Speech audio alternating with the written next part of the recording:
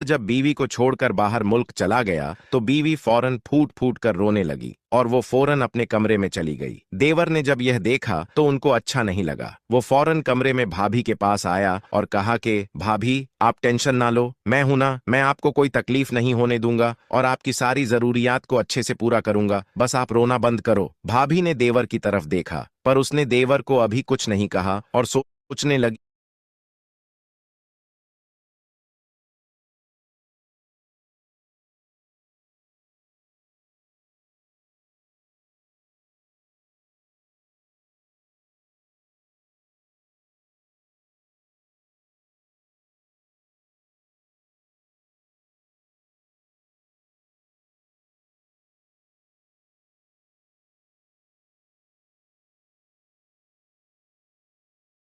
देवर को मैं अपनी तकलीफ कैसे बताऊं कि मुझे क्या चाहिए। देवर जब कमरे से बाहर निकला तो सोचने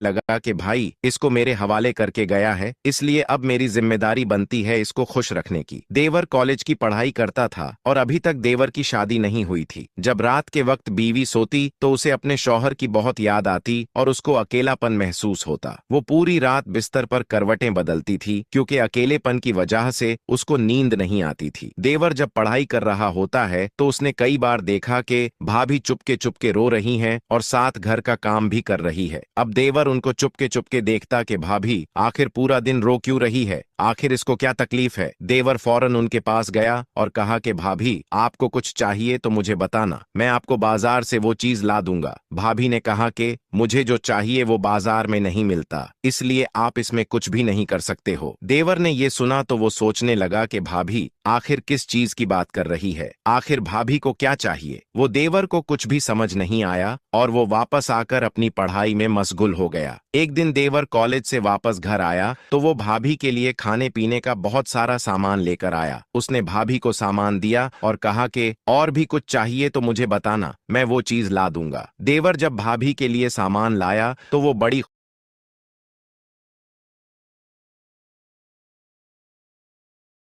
खुश हो गई। उसने देवर का दिल से शुक्रिया अदा किया। कुछ माह तक ऐसे ही चलता रहा। एक रात भाभी अपने कमरे में सोने के